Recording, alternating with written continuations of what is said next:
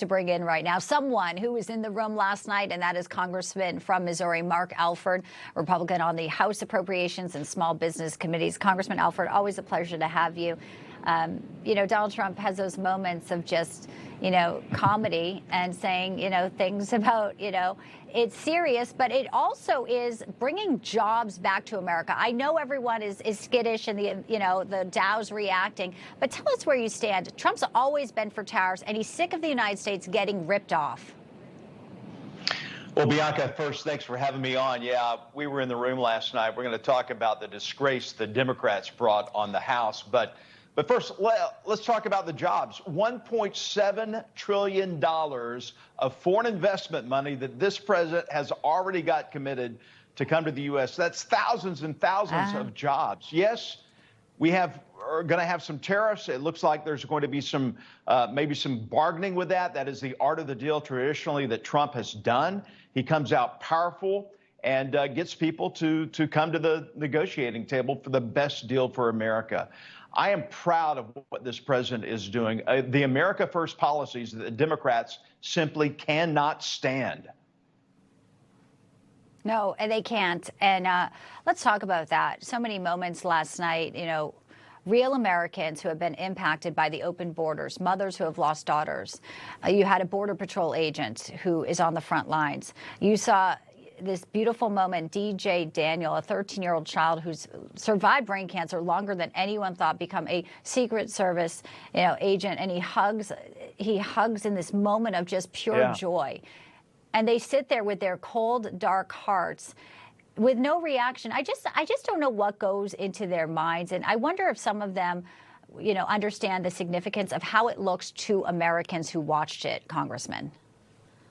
Well, I think they brought shame and disgrace upon the U.S. House of Representatives. They should be ashamed of themselves. They act like petulant children who are not getting their way, so they're not going to cooperate in any way, and they're going to take their ball and go home. I'm telling you right now, the ball is in our court.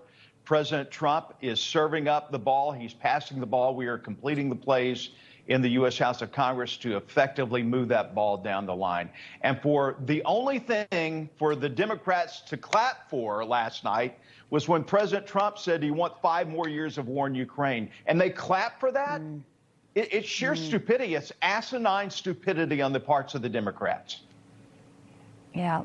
Well, let's play a little bit of what he said about ending the war in Ukraine. Here is his comments from last night. Regarding the agreement on minerals and security, Ukraine is ready to sign it at any time that is convenient for you. I appreciate that he sent this letter, just got it a little while ago. Simultaneously, we've had serious discussions with Russia and have received strong signals that they are ready for peace. Wouldn't that be beautiful?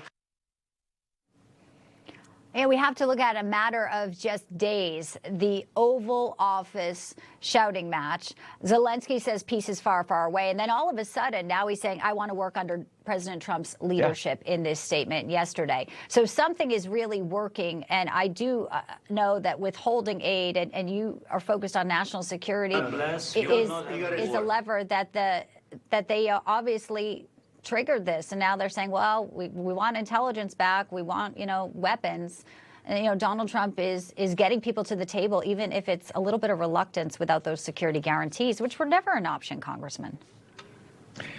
Well, it never really was. I think the biggest security guarantee that this nation could afford Ukraine moving forward is the investments that we intend to make for the precious rare earth minerals that are in Ukraine, that we can send workers there. We can help harvest those, refine those, and bring them back home and break away from dependence somewhat on China. Look, this is, once again, the art of the deal. For Zelensky to come to the Oval Office and fold his arms and act very ungrateful was a wrong thing to do. The president and J.D. Vance straightened him out on that. He tucked his tail under his legs. He got out of the White House, and then the pressure really began to build on him. And he realized that, hey, maybe it isn't a good idea to poke someone in the eye when they've been trying to help you with $300 billion worth of taxpayer money. $100 billion he really can't account for.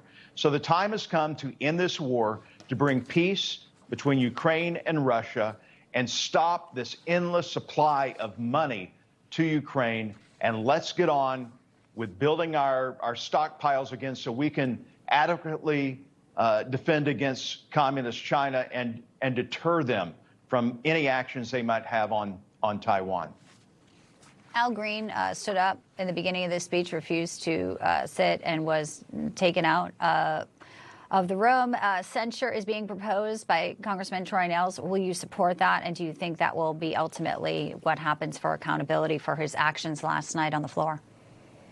I think it will be. And look, I've been very vocal on this. I was last year. I don't think we should have a break in decorum for any president who stands up there, whether Republican or Democrat, and is trying to talk to a joint session of Congress. Even if you don't like what he or she is saying, we owe the office that respect. I think a censure is very much in order for Al Green, and I would vote for that. And I think we could get 218 Republican votes for that as well. The time has come that the Democrats realize that they lost.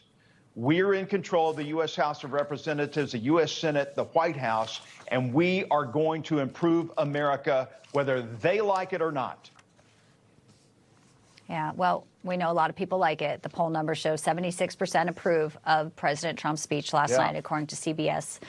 There you have it. Congressman Mark Alford, pleasure to have you, sir. Thanks for stopping by here today on Newsline. Thank you, Bianca.